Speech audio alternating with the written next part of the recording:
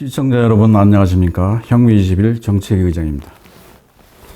오늘은 막무가내로 예산 퍼주다가 돈 쓰다가 망가진 나라들 사례를 한번 보고요. 그리고 이제 우리나라도 지금까지 문정권 5년 동안 막 썼죠. 그러다 보니까 심판을 받을 수밖에 없어요. 거기에 대해서 말씀드리도록 하겠습니다. 먼저 웃고 시작하겠습니다. 하하하하하하 헤헤헤헤 헤헤헤 히히히히 히히히 호호호호 호호호 후후후후후 감사합니다. 저도 웃게 되네요. 감사합니다. 먼저 그리스를 보겠습니다. 그리스가 재정 파탄이 경제 파탄으로 이뤄진 그 대표적인 나라가 되겠는데요. 글로벌 금융위기 때 IMF 구제금융을 제일 먼저 받은 나라가 되겠어요. 1980년대 초에 파판드레우라고 하는 총리가 취임했어요. 이 사람이 1세고 또 2세가 또 있습니다. 또 아들도 총리였어요. 그래서 아버지 파판드레우 총리가 80년대 초에 취임했는데 그때 그리스 국가 부채 비율이 20% 정도 수준이었어요. 그래서 유럽이 대부분 나라가 100%가 넘어가고 있는데 다른 나라들이 부러워하고 튼실한 재정 구조를 자랑했어요. 근데 이 사람이 계속 잘했으면 제가 말씀을 안 드리겠죠. 근데 상당히 실정을 했어요. 잘못된 소득 재분배 정책을 써가지고 경제 위기를 초래했습니다. 그래서 여러분들도 익숙한 최저임금의 급격한 인상을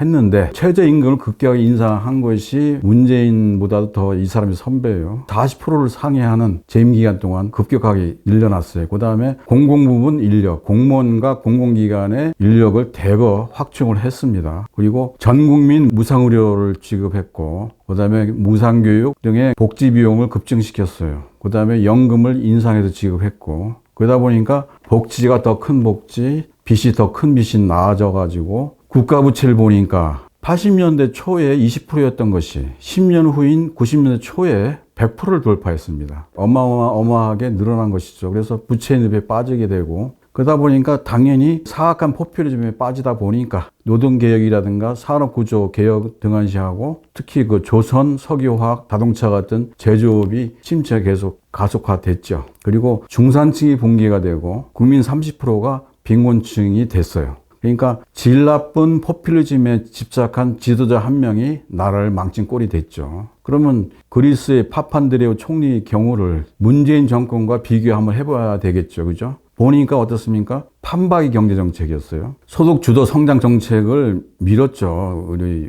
문재인 대통령께서. 그래서 취임 2년 만에 최저임금을 29%를 인상했어요. 그리고 기업에서 반발이 자영업자나 기업이 반발이 심하니까 3년 차부터 조금 낮췄지만 어쨌든 취임 2년째 29%를 급격히 인상했고요. 그 다음에 정부가 최대 고용주라고 하면서 공공부문 인력 수십만 명을 늘렸죠. 공무원하고 공공기관 인력을 늘렸습니다. 그 다음에 건강보험은 7년 연속 흑자에서 만성흑자 전환했죠. 그게 뭡니까? 무분별한 건강보험 혜택을 늘린 문재인 케어 때문이죠. 그 다음에 우리나라 대표 공기업의 한전을 보면은 영업이익이 작년에 엄청난 적자를 냈어요. 작년에 배가 되는 적자가 예상된다고 합니다. 그래서 부채가 2017년에 한전 한국전력 부채가 109조였어요. 그런 것이 2021년 작년에 보면은 146조가 되어가지고 무려 4년 동안 37조가 늘어났죠.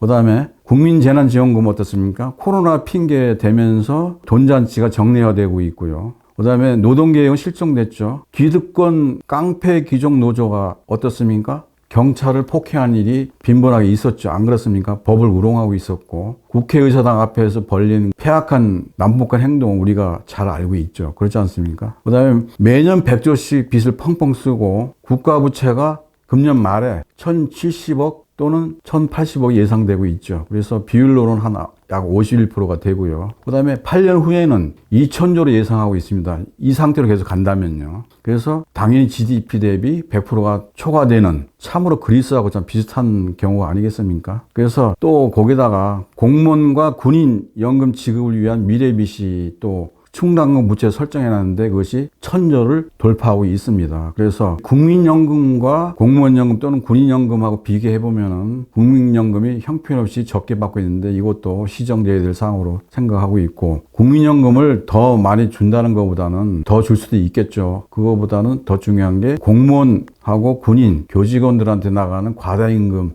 과다 연금이 조정이 되지 않겠나 이렇게 생각이 됩니다. 이거 다 부채입니다. 나라 빚이죠. 자, 그리스와 문재인 정권을 비교했는데 그 그리스의 파판드레우 총리 정권하고 문재인 정권을 비교했는데요. 스페인 보니까요. 50% 미만 국가 부채였던 것이 90%로 넘는데 딱 4년 걸렸고요. 베네수엘라 여러분들 잘 아시죠? 25% 국가 부채 비율이 180% 되는데 8년이 소요됐습니다. 그러니까 쓰기 시작하면은 걷잡을 수 없이 국가 부채 늘어난다는 거죠. 한번 증가하기 시작한 거는 여간에서 멈추지 않는다. 꼭 기관차처럼요. 이유가 뭡니까? 좌파 정권이 국민으로부터 표를 매수한 꼴이 됐고, 그 다음에 국민은 공짜 돈을 먹는데 중독이 돼 있는 거죠. 복지 중독이 돼 있는 탓이라고 보고 있습니다. 그래서 우리나라도 빈부에 무관해서 정부가 살포한 현금 복지에 익숙하지 않습니까? 국민들이. 그래서 세금 10조나 20조는 우습게 보고 있죠. 푼돈처럼 보이고 있어요. 여기서 국가부채라는 것이 아무리 그 중요성을 강조해도 지나치지 않는 것이죠. 그게 한 나라의 경제의 최후의 보루입니다. 국가부채, 가계부채, 기업부채가 있는데 그중에서 가장 다 중요합니다만은 특히 최후의 보루로 정권들이 신경 써야 되는 것이 국가부채입니다. 그래서 선진국들이 보통 100%가 넘는다고 얘기하죠. 근데 우리나라는 50%도 안 되는데 무슨 문제가 있냐라고 생각하는 어리석은 사람들이 있어요. 그래서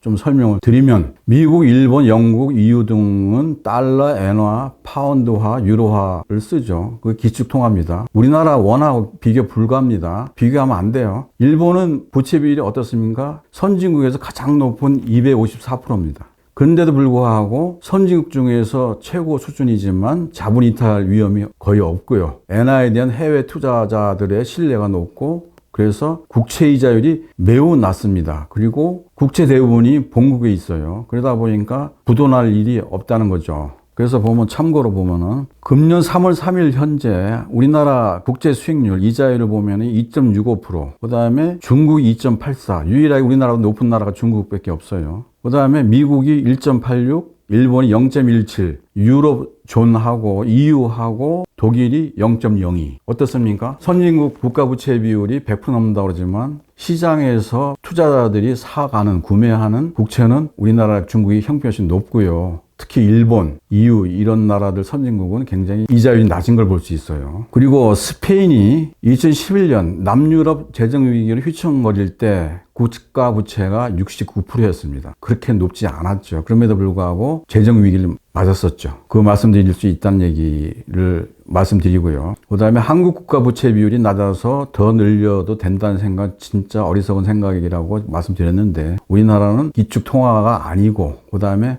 국가 부채와 가계 부채가 빠르게 증가하고 있어요. 그래서 OECD 회원국 중에서 가장 그 증가 속도가 빠르고요. 그다음에 IMF 35개국 중에서 가장 증가 속도가 빠르다는 데 큰 문제가 있는 겁니다. 그래서 또 여기서 얘기 드릴 수 있는 게 선진국은 최악의 경우 돈이 되는 자산을 많이 보유하고 있어요. 그래서 영국 같은 경우는 대형 박물관 문화재만 해도 엄청난 가치 있는 자산을 갖고 있고요. 프랑스 같은 경우는 남태평양 뉴칼레도니아라고 하는 섬이 있어서 그것만 팔아도 상당 부분 커버 된답니다. 근데 우리나라 뭐가 있습니까? 특별한 게 없지 않습니까? 그 다음에 부채라고 하는 것을 국가 부채를 말씀드리고 있습니다만은 부채를 줄여야 된다는 것은 기업도 마찬가지고 가게도 마찬가지인데 특히 IMF 때 기업 구조 조정할 때 일부 그룹 중에서 상당히 모험사라고 있어서 말씀드리면은 두산그룹이 있지 않습니까? 두산그룹이 오비맥주가 모회사 아닙니까? 그 오비맥주를 팔았어요. 매각했습니다. 구조조정을 위해서. 그랬더니 회사가 살아났죠. 그러다가 뭡니까?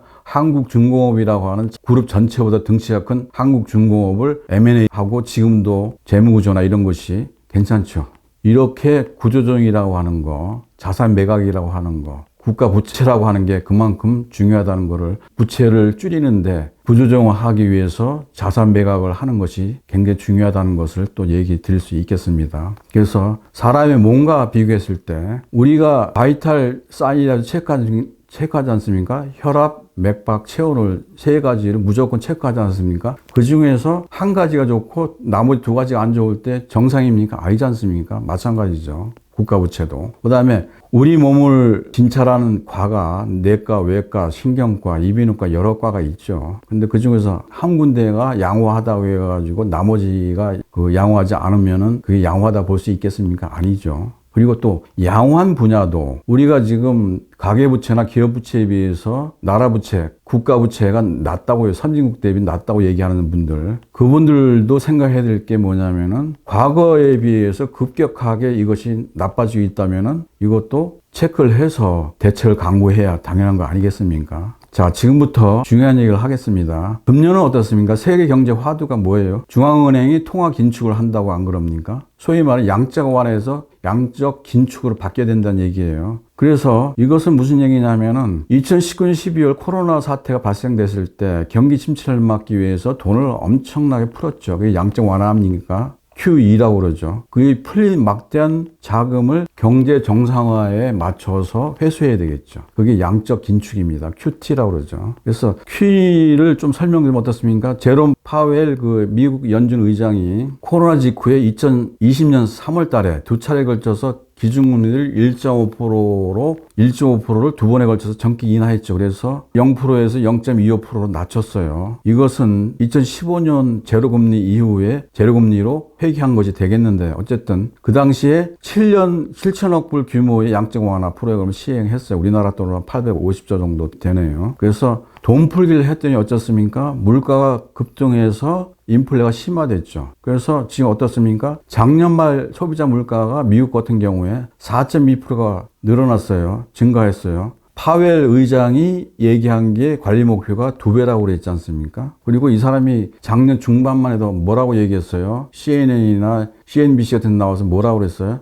인플레는 일시적인 현상이니까 크게 걱정할 게 없다라고 얘기했는데 오판한 것이죠. 그렇지 않습니까? 그리고 또 어때요? 금년 1월달 소비자 물가가 이 미국 물가가 7.5%가 폭증됐어요. 40년 이래 최대치라고 합니다. 그러니까 밥상까지 물가가 압박돼가지고 인플레가 심해졌죠. 바이든 대통령도 여기에 대한 심각성을 인식해서 이거를 빨리 억제해야 되겠다는 얘기를 했어요. 그래서 금년 3월, 지금 3월 현재 11개월 지금 물가가 계속 상승되고 있는 것이죠. 보통 일이 아닙니다. 그래서 연준이 중앙은행인데, 미국의 연준이 중앙은행인데 가장 큰 임무는 뭡니까? 임무가 물가 상승 때는 통화량 공급을 축소해가지고 인플레를 억제하는 게 주 임무 아닙니까? 그래서 나온 게 QT입니다. QT라고 그러면 퀀티테이티브 테이퍼링이 아니고요. 퀀티테이티브 타이트닝을 QT라고 합니다. 통화 긴축이라고 얘기를 합니다. 그래서 세 단계를 거치는데 첫 번째 단계가 테이퍼링, 테이프를 감는다고 해가지고 테이퍼링이라고 그러고 그 다음에 2단계가 금리 인상, 3단계가 양적 긴축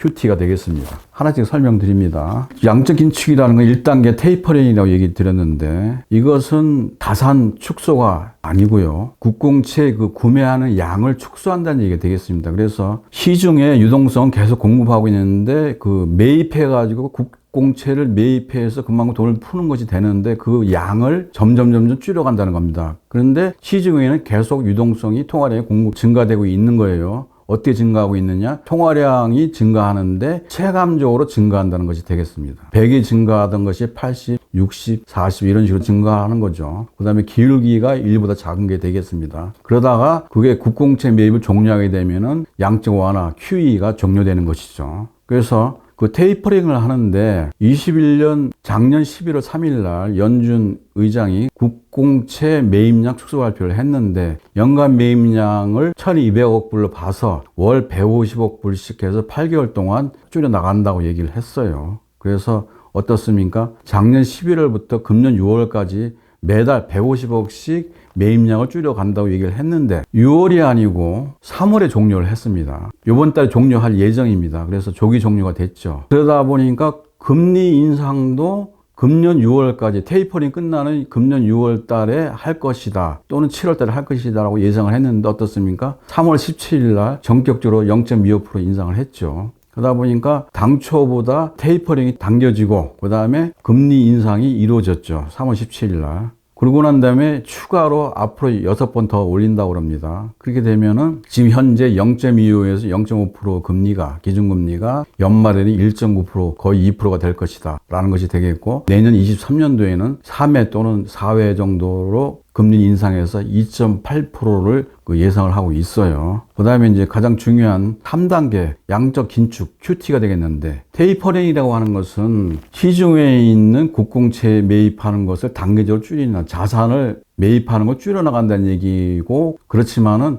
통화량은 계속적으로 증가되고 있다고, 체감적으로 증가한다고 말씀드렸어요. 근데 금리 인상과 더불어서 이것이 또 양적 긴축, 그야말로 자산을 줄여나가는 이런 것이 양적 긴축이 되겠는데, 대차대조표 보유자산을 축소하는 것이 되겠어요. 이것은 중앙은행이 반강제로 은행권에서 돈을 회수하는 걸 얘기하고 유동성을 감소시키는 걸 얘기되는 것이죠. 이유가 뭐겠습니까? 지금 인플레이션, 물가 상승이 7%가 넘어가다 보니까 그것이 40년 이래 처음이라고 얘기하지 않습니까? 밥상 물가까지 올라가다 보니까 보통 문제가 아닌 것이죠. 그렇다고 지금 경기가 완전히 회복됐냐? 그것도 아닌 상태에서 물가가 계속 치솟고 있으니까 그야말로 스태그플레이션이 가시화되고 있는 상태죠. 그러다 보니까 연준이 급해졌어요. 그러다 보니까 그 테이퍼링도 6월에 종료하고 3월에 종료하고 5월부터는 아예 자산을 줄이겠다 이렇게 얘기하고 있죠. 그래서 지금 연준이 코로나 직후에, 사태 직후에 2020년 3월 달에 보면 4조 달러 자산을 갖고 있었는데, 지금 지난달 현재 보면 8조 8천억 달러로 거의 배가 늘어났어요. 풀린 돈이 과다하고 인플레이션이 지금 과다한 지경이기 때문에, 그래서 7%대의 물가를 잡기 위해서는 QT밖에 없다. 자산을 축소할 수밖에 없다. 테이퍼링이나 금리 인상 가지고는 힘들다. 자산 축소까지 강력하게 물가를 잡아야 되겠다. 자산 축소를 통해서요. 이렇게 얘기를 하고 있죠. 그래서 다다음 달부터 5월 달부터 시작이 예상이 되고 있고요. 자, 그러다 보면은 금리 인상이 테이퍼링에서 시작한 QT 첫 단계, 2단계 금리 인상, 3단계 QT 자산 축소. 그래서 금리 인상과 QT가 병행되다 보면 그 충격파는 상당히 어마무시하다. 특히 빚 많은 우리나라에게는 치명타가 될 수 있다는 걸 말씀드릴 수 있겠고요. 그래서 미국의 통화 공급량 축소 신호탄이 벌써 작년부터 있었지 않습니까? 그러다 보니까 훨씬 전부터 신흥국이라든가 일부 선진국은 어땠어요? 국가 도산을 막기 위해서 작년부터 통화를 축소하고 여러 차례 금리를 인상 조치를 했습니다. 그래서 이건 왜 그러겠어요? 자국에서 외국 자본이 빠져나가서 환율이 급등하는 거, 그러니까 가치가 급락하는 걸 막기 위해서 그런 것이죠. 자, 지금부터 더 중요한 얘기를 하겠습니다. 이제 그러다 보니까 우리나라 경제가 심판대 오를 수밖에 없는 거 아니겠어요? 심판을 받지 않을 수 없는 여건에 지금 이르렀습니다. 그걸 위해서 제가 QT에 대해서 테이퍼링 금리 인상 QT에 대해서 말씀드렸어요. 그래서 미 연준이 돈을 줄이면 월가의 투자은행들 뭐가 있어요? 시티그룹, 골드만삭스, JP모건 체이스, 브리지워터 등의 그 투자은행이 있죠.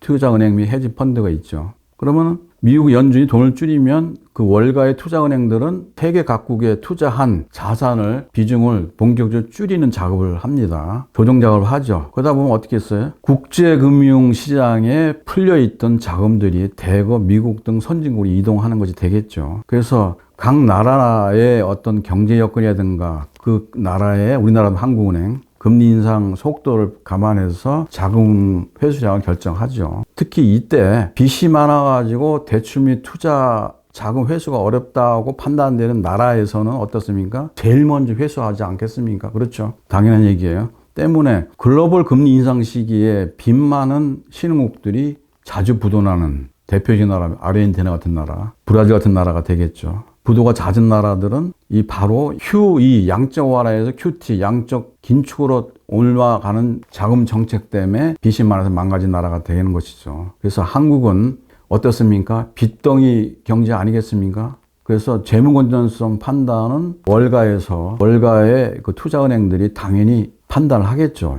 한국이 제대로 버틸 수 있는 건지. 그래서 그뿐만 아니라 그래서 IMF에서 보면은 26년에 한국 국가 부채가 66.7%로 해서 증가 속도가 선진 회원국 35개 국가 중에서 최고 수준이다. 불명예죠. 그 다음에 무디스와 S&P라고 하는 세계적인 신용 평가 기관과 또 더불어 글로벌 금융사가 어떻습니까? 한국 나라 부채, 우리나라 나라 부채가 정부 가계, 기업 부채가 있는데 그 상황이 과연 이 돈을 빼갈 때 감당할 수 있는 여건인지 이걸 냉정하게 평가할 수 않겠어요. 그러다 보니까 한국은행은 여기에 대응하기 위해서 빠르게 금리 인상을 통해서 통화량을 축소시킬 수밖에 없죠. 그러다 보면 어떻습니까? 왜 그럽니까? 다른 나라처럼 해외 자본 이탈 방지하는 게 있겠고요. 그 다음에 지금 부동산이 거품이 어마무시하게 높아 있지 않습니까? 특히 연끌 대출들 상당히 심각하죠. 그 다음에 가파른 물가 상승에 의한 인플레이션. 이 과정에서 우리나라 경제는 초대형 복합 위기 또는 금융위기 초래될 가능성이 높겠습니까? 낮겠습니까? 당연히 높죠. 부채 덩어리인데요. 나라 경제가. 그래서 그거 우리가 염두에 둬야 되는 것이고 새로운 정권에서는 여기에 대한 심각성을 인지를 해야 됩니다. 그 다음에 또 하나는 글로벌 투기 세력들의 희생양을 찾고 있어요. 그게 뭔 얘기냐면은 미국 경제가 어려울 때는 돈을 많이 풀죠. 양적 완화 QE로 해서. 그 다음에 경제 좀 살아난다 싶으면 어떻습니까? 그 통화량을 줄이는 양적 긴축을 하죠. 그래서 QE가 QT로 될 때 보면은 돈 흐름, 머니 무브라는 것이 있는데 이것이 바뀌지 않습니까? 그러면은 이 틈에 글로벌 투기 세력이 돈 벌기 위해서 희생양을 찾습니다. 그래서 대상이 어떤 나라냐? 국가부채라든가 가계부채가 높은 나라, 그 다음에 그 증가율이 엄청난 나라, 그 다음에 부채가 다른 말로 얘기해서 취약한 나라를 찾죠. 근데 우리나라가 대상이 될 확률이 굉장히 높다. 특히 우리나라는 글로벌 위기 때마다 글로벌 현금 인출기, ATM 자동 인출기라고 불리지 있지 않습니까? 왜 그래요? 대외 의존도가 높다 보니까 문을 개방하고 외국인들이 쉽게 돈을 빼갈 수 있기 때문에 우리나라를 갖다가 현금 인출기 ATM 국가라고 얘기를 하죠. 그러다 보니까 우리나라 지금 부채가 가장 취약한 부분이 가계부채 아니겠어요? GDP의 국내 총생산의 105%예요. 작년 3월 기준입니다. 상승폭은 홍콩, 노르웨이와 함께 최고 수준입니다. 그 증가 속도가. 월스트리트 저널이 일찌감치 얘기했어요. 2018년 2월 달에 가계부채 취약국을 지목을 했는데 거기에 우리나라가 꼈어요. 그 다음에 지금 이러한 가계부채가 심각한데 규모하고 그 다음에 증가 속도가 세계 최고 수준이죠. 그 다음에 국가부채 비율이 51% 정도가 예상 금년에 되고 있지만은 그 증가 속도가 어마어마하게 가장 높은 것이 또 우리나라라고 안 그럽니까? 그래서 가계부채 외에 국가부채까지 곁들다 보니까 투기 세력들의 좋은 먹잇감이 될 수 있다는 거죠, 우리나라가. 그래서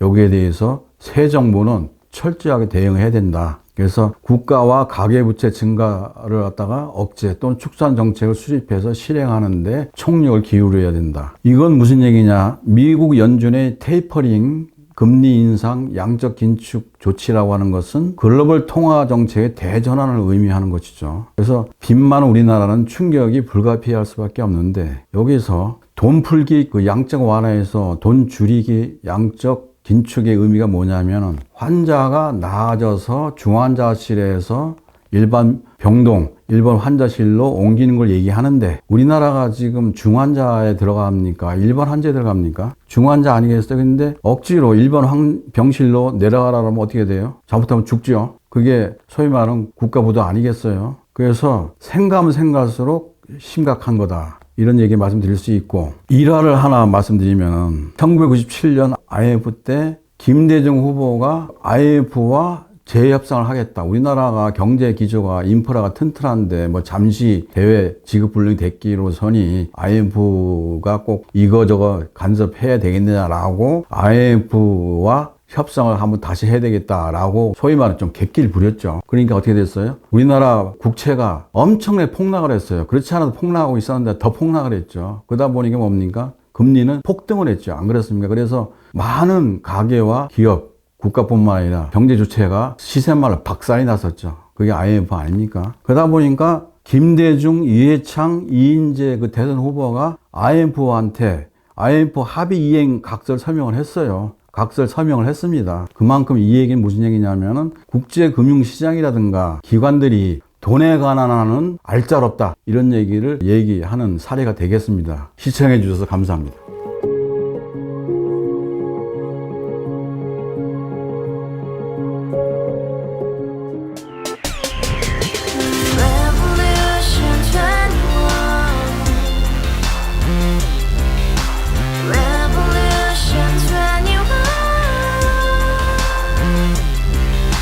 Saw the 돈 월세 30 코인빚만 300 서울에 온 지 벌써 10년 아둥바둥 버텼지만 여전히 난 반지 하에 제왕 곰팡이 연문제약 내비랑 깡통망통 완전히 폭망 고시원 창문만큼 작아진 내 꿈 연애 결혼 내 집 모든 게 헛꿈 1년 전 떠난 여친 울며 말했지 같이 살자 평생 가본 게 꼭꼭꼭하지 Revolution 21 가바후스 700 나도 소유주 Revolution 21 가바후스 700 나의 소유주 택시기사 우라부지 마트 캐셔 울어무니 우리 집안 다 털어봤자 후줄 그래 개선민 내 미래 거기서 팍 끝난 거지 빡더 이상 노력 따윈 개무리 스펙 찾아서 말리 비오는 날 알바 잘려 맨날 학원 날 개쳐 발려 밤비 내리는 양화대교 홀로 걷고 있을 때 현수막에 아로 새겨진 평당 700짜리 아파트 다 같이 소리 질러 혁명 21 Revolution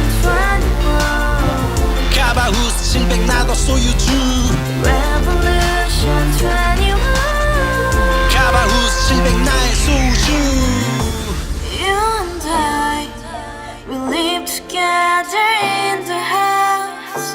Brand new day, and your dream had just begun. Yeah. Revolution 21, only open happiness. 너의 곁에 내가 영원히 Yeah. 지금까지 정치인들 입만 열면 찝찝찝 개소리 멍멍멍 쳐다 하면 뻥 잘난 부모 만나 잘난 학교 나오면 뭐 하나 우동살이 꽉 찬 대가리 깡통 소리 텅텅 저 푸른 초원위에 그림 같은 집을 짓고 평상사천 팔면 뭐해 평생 살 수 없는 집 내 미래 내 꿈 희망 괜 살아나는 집 우리의 미래 혁명 21